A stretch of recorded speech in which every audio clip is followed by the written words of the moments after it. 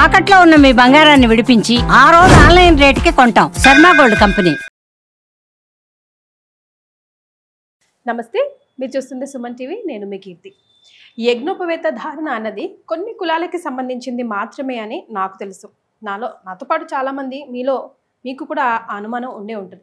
అసలు ఎప్పుడు వేసుకోవాలి, ఎందుకు వేసుకోవాలి అన్న విషయాలని మనతో కులంకుశంగా చర్చించి ధర్మ మార్గంలో మనల్ని నడిపించడానికి మనతో పాటు ప్రముఖ ఆస్ట్రాలజర్ బ్రహ్మశ్రీ నందిబట్ల శ్రీహరి శర్మ గురుగారు ఉన్నారు. నమస్తే గురుగారు. వాగర్థావివ సంపృక్తౌ వాగర్థ ప్రతిపత్తయే జగతః పితరౌ వందే పార్వతీ పరమేశ్వరౌ. సదాశివ సమారంభాం శంకరాచార్య మధ్యమాం అస్మదాచార్య పర్యంతం వందే గురు పరంపరాం. ఆదిత్యాయ చ సోమాయ మంగళాయ బుధాయ చ గురు శుక్ర శనిభ్యశ్చ రాహవే కేతవే నమః. శృంగేరి జగద్గురు పీఠాధిపతులకి, కంచి పీఠాధిపతులకి నమస్కారములు తెలియజేసుకుంటూ కార్యక్రమాన్ని ప్రారంభిద్దాం. గురుగారు, ఇందాక నేను అన్నట్టుగా యజ్ఞోపవేతం అనేది ఒక క్షత్రియులు కానీ, బ్రాహ్మణులు కానీ, వైశ్యాలు కానీ కొన్ని కులాలకి సంబంధించింది మాత్రమే అని అనుకుంటా ఉన్నాం. అసలు ఎవరైనా వేసుకోవచ్చా? కొన్ని కులాలకి సంబంధించింది కాదా? తెలుసుకోవాలని ఉంది గురుగారు.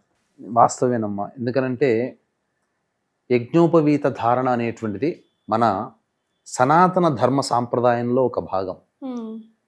యజ్ఞోపవీత ధారణ ఎవరైతే చేస్తారో వారిని మనకు సమాజం ఎలా గుర్తిస్తుందంటే దైవ మార్గంలో ప్రయాణించేటువంటి వ్యక్తి, నియమాలని నిష్టలని పాటించేటువంటి వ్యక్తి, అన్నిటికంటే ముఖ్యంగా ధర్మాన్ని పాటిస్తూ ఇతరుల చేత ధర్మాన్ని ఆచరింప చేయగలిగే వ్యక్తులకి అది అర్హతగా సూచికగా మనకు చెప్పబడి ఉంది. అంటే మీరు చెప్పిన దాన్ని బట్టి చూస్తే అదొక కులానికి సంబంధించింది కాదు, సనాతనానికి సంబంధించింది. సనాతనానికి సంబంధించింది. పూర్వకాలంలో మనకు ఈ వర్ణ వ్యవస్థ అనేటువంటిది ఏది లేనప్పుడు బ్రహ్మజ్ఞానం పొందినటువంటి వాడు బ్రాహ్మణుడు అనేటువంటిది. సో ఇక్కడ మనము చూసుకున్నట్లయితే కలియుగ ప్రారంభం కంటే ముందు కూడా అన్ని కులాల వాళ్ళు కూడా యజ్ఞోపవీత ధారణ చేసేవాళ్ళు. అవునా? అన్ని కులాల వాళ్ళు, ఈ బ్రాహ్మణ క్షత్రియ వైశ్య శూద్ర అనేటువంటి కాకుండా అన్ని కులాల వాళ్ళు ఆచరించేవాళ్ళు. ఇప్పుడు బ్రాహ్మణ కులం నుంచే క్షత్రియ కులం పుట్టింది. అందుకనే క్షత్రియులకు ఉన్నటువంటి ఋషులు, బ్రాహ్మణులకు ఉన్నటువంటి ఋషులు దాదాపుగా 95% మంది ఒకే ఋషులు ఉంటారు అందులో. ఇక వైశ్యులకి సంబంధించినటువంటి గోత్రంలో ఉన్నటువంటి ఋషులు కూడా అలాగే. యజ్ఞోపవీత ధారణని ఇప్పుడు సమాజంలో ఎక్కువగా ఆచరించేటువంటి వ్యక్తులు ఎవరయ్యారంటే బ్రాహ్మణులు, క్షత్రియులు, వైశ్యులు, తర్వాత పద్మశాలీలు, విశ్వ బ్రాహ్మణులు, వడ్రంగి, కంసాలి, కుమ్మరి, అవన్నీ వీళ్ళందరికీ కూడాను ఈ యొక్క యజ్ఞోపవీత ధారణ అనేటువంటిది ఉన్నది. ఇప్పుడు మీరు అన్నట్టుగా మనం చూసినట్లయితే ఈ చెప్పినటువంటి వర్ణ వ్యవస్థకి సంబంధం లేనటువంటి నియమం అనేటువంటిది ఉందా, ఎవరైనా చేయవచ్చా అన్నప్పుడు మాత్రం మనకు శాస్త్ర ప్రకారం చూసుకున్నట్లయితే ఒకప్పుడు అందరికీ నియమం ఉండేది. రాను రాను ఏమైపోయిందనంటే ఈ యజ్ఞోపవీత ధారణ చేసినప్పుడు కొన్ని నియమాలు అనేటువంటివి పాటించాలి. ఏంటి గురుగారు? ధర్మానికి కట్టుబడి ఉండాలి, మంచి స్థానంగా ఉండాలి, మంచిని బోధించాలి, మంచి చేయాలి. అంతేకాకుండా కొన్ని నియమాలను అన్నాం కదా, పూజాది కార్యక్రమాలు కావచ్చు, నిత్య నైమిత్తిక కర్మల్లో నిత్యము దేవతా ఆరాధనలో ఉండాల్సినటువంటి పరిస్థితులు కొంతమందికి నచ్చకపోయేటివి. అందుకని దాన్ని త్యజించారు. అందువల్ల ఇప్పుడు అందరికీ చెప్పుకుంటే మొత్తం మనకున్నటువంటి అన్ని కులాల్లో పై నుంచి కింది వరకు ఉన్నటువంటి అన్ని కులాల్లో కూడా ఈ యొక్క యజ్ఞోపవీత ధారణ ఉన్నది అనేటువంటిది విషయం మాత్రం సుస్పష్టం. అందులో సందేహం లేదు. ఎవరైనా వేసుకోవచ్చు. అయితే ఇక్కడ ఏంటనంటే దీన్ని ఆచరించడానికి ఇప్పుడు రెడ్లు అనేటువంటిది ఉందమ్మా. వాళ్ళ క్షత్రియులు అని అనలేము, బ్రాహ్మణులు అని చెప్పలేము. కానీ ఆ రెడ్డి రాజుగా ఉన్నందుకు వాళ్ళు రెడ్లు కూడా ఆచరించారు. అందులో సందేహం లేదు. దీన్ని యొక్క విధానం వల్ల ఏంటనంటే ప్రపంచానికి కూడా తెలియాల్సిన అంశం ఏంటంటే దైవ ఆరాధన, దైవానికి కట్టుబడి ఉండి ధర్మ రక్షకుడుగా ఉన్నటువంటి వాడు ఖచ్చితంగా యజ్ఞోపవీత ధారణ చేయాల్సిందే. అది కులానికి సంబంధం లేదు. మీకు ఇంకొక విషయం తెలియచేస్తానమ్మా. కాకపోతే అక్కడ ఒక చిన్న పొరపాటు ఏం జరిగిందనంటే మనకు శూద్ర కమలాకరం అనేటువంటిది ఉంది. కమలాకర భట్టు గారు రచించినటువంటిది, ఇది ఆధారం. అందులో ఏం చెప్పబడి ఉందనంటే పితృ కార్యక్రమాలు, యజ్ఞ యాగాది కర్మలు చేసినప్పుడు బంగారముతో చేసినటువంటి యజ్ఞోపవీత ధారణ చేయాలి. బ్రాహ్మణులు కూడా వెండితో చేసినటువంటి యజ్ఞోపవీత ధారణ ఉపనయనానికంటే ముందు ఉత్తుత్తి జంధ్యముగా వేస్తారు. పెళ్లిలో కూడా స్నాతక వ్రతంలో కూడా వెండిది వేస్తారు. ఇప్పుడు చాలా మందికి ఇప్పుడు పితృ కార్యక్రమాలు చేసేటప్పుడు కండువనే ఉత్తరీయంగా వేయించి చేయిస్తారు బ్రాహ్మణులు ఎక్కడైనా కానీ. అయితే ఈ ఉత్తరీయం ధరించడం వల్ల ఏదో ఒక నియమానికి మనం కట్టుబడి ఉన్నాము, నాన్ వెజ్ తినడానికి, మందు తాగడానికి, లేదా ఇతరత్ర విలాసాలు భోగాలు అనుభవించడానికి ఇది ఎక్కడ అడ్డొస్తుంది, ఇది ఉంటే గనక మనం ఏమైనా పాపం చేస్తున్నామనే ఫీలింగ్ ఉండడం, ఇలాంటివన్నీ మనుషులకి రావడం వల్ల కొన్ని కులాల వాళ్ళు దీన్ని తీసేస్తే మనం ఫ్రెష్ అయిపోతాం కదా, ఏ రకంగా మనకు ఇంకా ఆ ఫీలింగ్ భావన, చెడు భావన అనేటువంటి ఉండదు కదా అని చెప్పేసి కొన్ని కులాల వాళ్ళు త్యజించారు.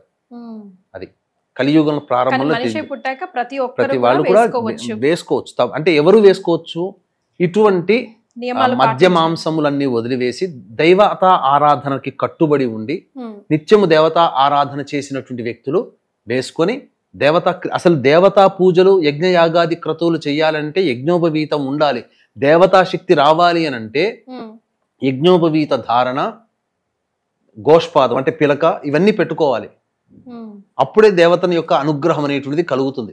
గురుగారు, మరి ఎటువైపు వేసుకోవాలి, ఎన్ని పోగులు వేసుకోవాలి, దానికి సంబంధించిన నియమాలు కూడా ఒక్కొక్కరికి ఒక రకంగా ఉంటాయంటారా? ఎవరికైనా బ్రహ్మచారిగా ఉన్న వారికి 3 పోగులు కలిపితే ఒక జంధ్యమమ్మ, అది వేసుకోవచ్చు. రెండవది ఏంటి, గృహస్థాశ్రమం స్త్రీ వివాహమైన వాళ్ళు 2 జంధ్యాలు వేసుకోవాలి. 3 వేసుకుంటారు. ఎందుకంటే ఉత్తరీయం అనక మనిషి ఏ పని చేసినా, ధర్మ కార్యాలు చేసినా ఏదైనా ఉత్తరీయం అనేది ఉండాలి. అందుకని ఈ కాలంలో కూడా ఇప్పటికీ కూడా అన్ని కులస్తుల వాళ్ళు ఏదైనా పుణ్యకార్యాలు చేసేటప్పుడు ఉత్తరీయంగా టవలో ఏదో ఒకటి వేసుకుంటారు, బట్ట. అది ఉత్తరీయంగానే భావిస్తారు. పుణ్య కార్యక్రమాలు చేసేటప్పుడు, ఆ పితృ కార్యక్రమాలు చేసేటప్పుడు మనకు సంబంధించి సవ్యము అపసవ్యం అనేటువంటిది ఉంటుంది. ఇప్పుడు ఎవరు వేసినా ఎడం వైపు నుంచి ఇలా కుడి వైపుకి వస్తుంది. అది యజ్ఞయాగాది పూజాది కార్యక్రమాలు చేయడానికి. మరి చూసుకుంటే పూర్వకాలంలో కలియుగానికంటే ముందు ఆడవాళ్ళకి కూడా యజ్ఞోపవీత ధారణ అనేటువంటిది ఉంది. అవునా గురుగారు? ఆడవాళ్ళు కూడా యజ్ఞోపవీత ధారణ చేసేవాళ్ళు. కాకపోతే వాళ్ళకి సాధారణంగా వచ్చే ఋతుక్రమం అనేటువంటిది ఉంటుంది కదా, నెలసరి. అది ఉండడం వల్ల ఇబ్బందులు అనేటువంటివి ఉంటాయి కాబట్టి అది అప్పటికైనా దాన్ని ఆచరించేవాళ్ళు.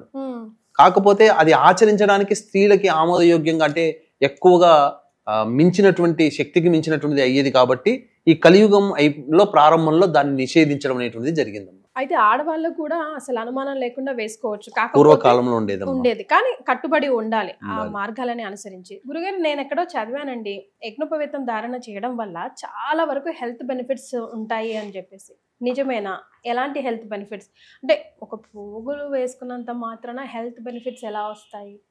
మీకు మన పూర్వీకులు పెట్టినటువంటి ఆచారాల్లో స్త్రీలకి గాజులు కానీ, మెట్టెలు కానీ, చెవులకి, ఇవన్నీ బ్రాహ్మణులకి చెవులకి కుడతారు.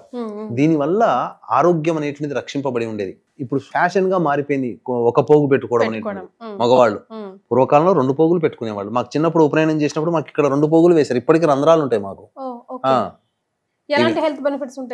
దీనివల్ల నాడీ సంబంధమైనటువంటి దోషాలు పోతాయమ్మా. ముఖ్యంగా యజ్ఞోపవీత ధారణ చేయడం వల్ల, ఒకప్పుడు యజ్ఞోపవీతాన్ని జనప నారతో చేసేవాళ్ళు, పత్తితో కాదు. అది ఉండడం వల్ల ఈ గుండెకి సంబంధించిన ఈ విధంగా వస్తుంది కదమ్మా. ఇక్కడ మనకు తెలియని నాడులు అనేటువంటివి ఉంటాయి. ఆ గుండెకి రాపిడి జరగడం వల్ల హృద్రోగాల బారిన పడకుండా మన గుండె చక్కగా ఉండేది. ఇంకొకటి ప్రధానంగా ఇది శౌచముని పాటించేటప్పుడు, అనగా మలమూత్ర విసర్జన చేసేటప్పుడు కుడివైపుకి 2 చుట్లు చుట్టేవాళ్ళు. దీనివల్ల జరిగేటువంటిది 2 ప్రయోజనాలు ఏంటనంటే, ప్రధానంగా మలమూత్ర విసర్జన చేసేటప్పుడు సాఫీగా జరగాలి, ఎటువంటి అడ్డంకి రావు, ఆ నాడిని ప్రేరేపించేది. అందుకని ఇప్పటికి కూడా డాక్టర్లు ఏం చెప్తారు, మలమూత్ర విసర్జన చేసేటప్పుడు ఎవరిని కూడా భయపెట్టకూడదని అంటారు. ఎందుకనంటే దానివల్ల కొన్ని రోగములు అనేటువంటి తెలియకుండానే శరీరంలో వస్తాయి. కాబట్టి ఆ విధమైనటువంటి లోపం అనేటువంటిది లేకుండా ఉంటుంది. ఇంకొకటి ఏంటంటే, కుడివైపుకి 2 చుట్లు చుట్టి మలమూత్ర విసర్జన చేయడం ద్వారా ఏమవుతుందనంటే సూర్యనాడి అనేటువంటిది ప్రచోదితం అవుతుంది. దానివల్ల ఆరోగ్యం, సూర్యనాడి ప్రచోదితం అవడం వల్ల శరీరంలో వేడి ఉష్ణం పెరగడం, ఆరోగ్య ప్రదాత, అదొకటి. ఇంకొకటి, ఇటువంటివి పాటిస్తున్నప్పుడు ఏంటంటే మనిషిలో అంతర్గతంగా నేను ఆచారాన్ని పాటిస్తున్నాననే భావన. ఎందుకంటే యజ్ఞోపవీత ధారణ అంటే ఆషామాషి కాదమ్మ, ఒక ధర్మానికి కట్టుబడి ఉండడం. దీక్షలో ఉండేటువంటి వ్యక్తి నియమాన్ని పాటించాలి, నియమాన్ని పాటిస్తున్నాను అని చెప్పే సూచనే యజ్ఞోపవీత ధారణ. నేను దేవతా పూజలో ఉన్నాను, నేను ఒక ధర్మానికి కట్టుబడి ఉన్నాను, ఒక ధర్మాన్ని రక్షించడానికి నేను సిద్ధమై ఉన్నాను చెప్పే సూచనే యజ్ఞోపవీత ధారణ. ఆషామాషి ఇప్పుడు బ్రాహ్మణుల్లో కూడా యజ్ఞోపవీతం అంటే తీసి పక్కకు పడేస్తున్నారు.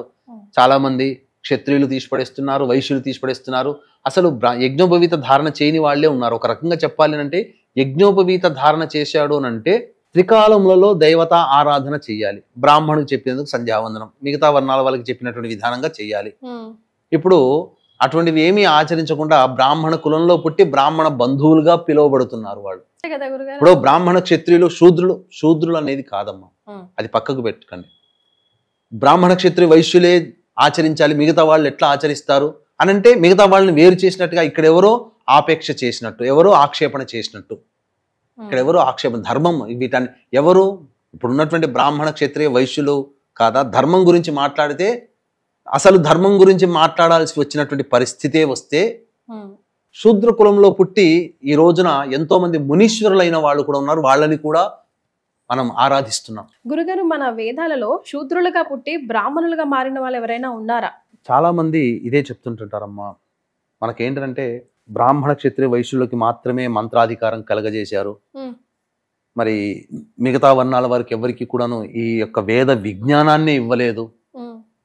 ఎంతో గొప్పదైనటువంటి విజ్ఞానాన్ని అసలు శూద్రులకి ఎవరికి కూడా అందించలేకుండా వీళ్ళు మాత్రమే దాన్ని పొంది మమ్మల్ని ఒక సేవకుల్లాగా చూశారు అని చెప్తున్నారు. అటువంటి వాళ్ళకి కనువిప్పు కలిగించేదే ఇప్పుడు మనం చెప్పుకోబోయేటువంటి విజ్ఞానం అమ్మ. ఎందుకనంటే ప్రామాణికం. ఇది ఇందులో ఏమాత్రము కూడా అసత్యము లేదు, అంతకంటే అధర్మము కూడా లేదు, అంతా సత్యమే, ధర్మ ప్రకారమే మనం చెబుతున్నాం.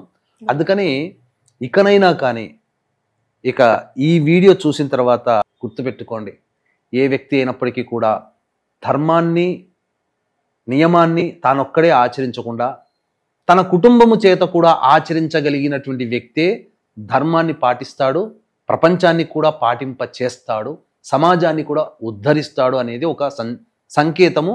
ఒక ప్రధానంగా ఇది ఒక రకంగా చెప్పాలి అని అంటే ఇది ఒక విషయ జ్ఞానాన్ని అందరికీ తెలియచేస్తున్నట్టే లెక్క. ఇప్పుడు నేను చెప్పబోయేటువంటి ఋషుల పేర్లు గనక చదివితేనమ్మా అసలు ఎవరు బ్రాహ్మణులు ఎవరు శూద్రులు అనేటువంటి విషయం మీకు తెలిసిపోతుంది. ఆ కాలంలో కూడా శూద్రులు ఇంత గొప్పగా వెలుగొందారా? అసలు శూద్ర కులంలో పుట్టినటువంటి వ్యక్తి ఒక వ్యక్తి బ్రాహ్మణులై ఋషులయ్యారా అనే విషయం మీకు తెలుస్తుంది. ఉదాహరణ మీకు తెలియదు, ఎందుకంటే అన్ని చెప్పాలంటే అన్ని నేను గుర్తు పెట్టుకోలేను కదా, నేను రాసుకొచ్చుకొని పెట్టుకున్నానమ్మా. అందులో మీకు తెలియచేస్తాను. అసలు వాస్తవానికి నాలుక కోశారు, చెవుల్లో సీసం పోశారు, మంత్రాలు వినకూడదు శూద్రులకి, మంత్రాలు పలకూడదు అని చెప్పి పలికిన నోరు నాలుకను కోశారు, రెచ్చగొట్టారు. అరే మతం మారలేదని చెప్పి నానా హింసలు పెట్టిన శంభాజీని పెట్టినటువంటి ముస్లిం పాలకుడైనటువంటి ఔరంగజేబుని ఒక మాట అనలేము.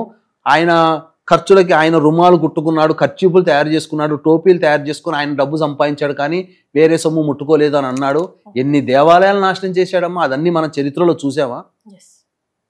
మరి చరిత్రలో చూడనటువంటివి కూడా చాలా ఉన్నాయమ్మా, తెలియనటువంటివి చాలా ఉన్నాయి. అందుకనే మీకు తెలియచేస్తున్నాను. ఏంటంటే రామాయణ మహాకావ్యాన్ని రచించినటువంటి వాల్మీకి బోయవాడిగా ఉన్నాడు కదా, సరే జన్మలో రత్నాకర శర్మ అని అయ్యుండవచ్చు, కానీ జీవించింది ఎటువంటి జీవితాన్ని? బోయవాడిగా జీవించి ఉన్నాడు కదా. మరి అటువంటి వాల్మీకి మహర్షి అని అంటున్నామా?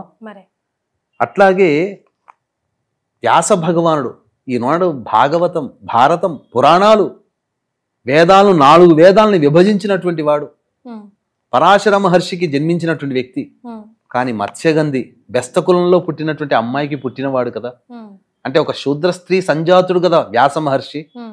మరి ఆయన వంశం మీదగానే భరతఖండము, భరత వంశం అనేది ఆయన బీజములతోనే వచ్చింది కదా. ధృతరాష్ట్రుడు అయితేంది, కురు పాండవులు అయితేనేమి, వీళ్ళందరూ ఆయన ద్వారా ఆయన సంతానంగా పుట్టిన వాళ్లే కదా. అట్లాగే పుట్టుకతో శూద్రునిగా పుట్టి జూదగాడిగా మారి గొప్ప బ్రహ్మజ్ఞానాన్ని వేద పాండిత్యాన్ని పొంది ఋగ్వేదంలో గొప్ప పరిశోధన చేసి ఋషిగానే కాదు ఆచార్యుడిగా, అంటే ఒక టీచర్గా గురువుగా. ఐలషు ఋషి అనేటువంటి వాడు పుట్టుకతో శూద్రుడు కాదా? శూద్రురాలికి పుట్టినటువంటి జాబాల కుమారుడైనటువంటి వ్యక్తి గొప్ప పేరు ప్రఖ్యాతులు గురు విధేయతలతో ఉండి యజుర్వేదంలో కొంత భాగాన్ని రచించిన వాడు జాబాల మహర్షి శూద్రుడు కాదా?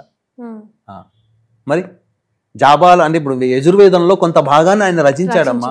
ఆ యజుర్వేదాన్ని మేము బ్రాహ్మణులమైనటువంటి వాళ్ళము ఈ యజుర్వేదం ద్వారానే మనుషులకు అందరికీ కూడాను పూజాది కార్యక్రమాలు చేయించేది. పూజాది కార్యక్రమాలన్నీ యజుర్వేదంలోనే ఉన్నాయి. ఇంకొకటమ్మా, దశమహావిద్యలు అని అందరికీ తెలుసు కదా, మాతంగి దేవత కదా. మాతంగి దేవత ఉపాసనకి సంబంధించినటువంటి ఒక్కొక్క మంత్రానికి ఒక ఋషి ఉంటాడు. ఆ మాతంగి అమ్మవారికి ఋషి మతంగ మహర్షి. సాక్షాత్తు పార్వతీదేవిని తన గర్భాన పుట్టవనంటే అమ్మవారు వరమిచ్చి పార్వతీదేవి ఆయన కుటుంబంలో పుట్టిందమ్మా. మరి అంతకన్నా గొప్ప మరి ఆయన శూద్రుడే మతంగ మహర్షి. మరి పార్వతీదేవి ఆయన కుటుంబంలో పుట్టింది, ఆయన భార్యకు పుట్టింది. మనం ఈ వీడియో ద్వారా చెప్పదలుచుకుంది ఒకటే కదా గురుగారు, ఏంటంటే యజ్ఞోపవేత ధారణ అన్నది అసలు ఒక సవాలు. సనాతన ధర్మాన్ని ముందుకు తీసుకువెళ్ళడానికి అది వేసుకోవాలంటే ఆషామాషి పని కాదు. ప్రతి ఒక్కరూ వేసుకోలేరు, ఎందుకంటే ప్రతి ఒక్కరూ అంత పాజిటివిటీతో అంతగా ఆ ధర్మాన్ని పాటించడానికి ఆ బాధ్యతని తీసుకోలేరు కాబట్టి. ఇప్పటికీ చాలా మంది పాటించే వాళ్ళు ఇప్పటికీ అన్ని కులస్తులు ఉన్నారమ్మా. కమ్మవారు లేరా?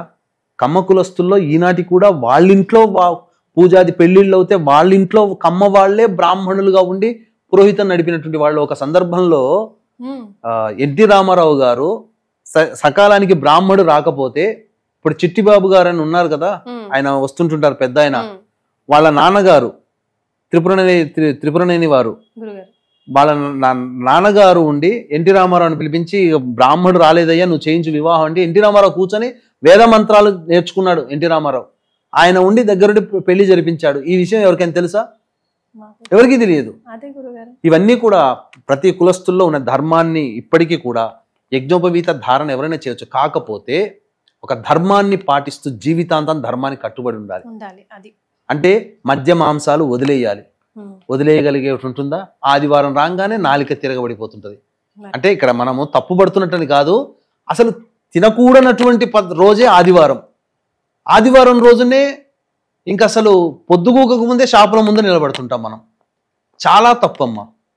అంటే మాంసాహారం తినే వాళ్ళని విమర్శన చేయడం కాదు ఇక్కడ.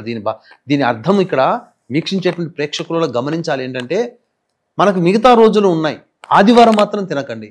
అసలు మాంసాహారం తినడం వల్ల జీవహింస జరుగుతుంది. అది ఎంతటి ప్రారబ్ధ కర్మని మోస్తున్నామో మనకు తెలుసమ్మా తెలియకుండానే. జైన మతస్థులు గాలి కూడా పీల్చుకుంటే గాలిలో కూడా జీవులు వెళ్ళిపోయి చనిపోతాయి శరీరంలోకి అని చెప్పి ముక్కు మూసుకుని వాళ్ళు పెట్టుకుంటారు. కరోనా వచ్చిన తర్వాత మనం మాస్కులు వేసుకున్నాం. అసలు జైన మతస్థులు పుట్టిన దగ్గర నుంచి వాళ్ళు ఆచరించగలిగితే మాస్క్ వేసుకునే ఉంటారు పుట్టిన దగ్గర నుంచి.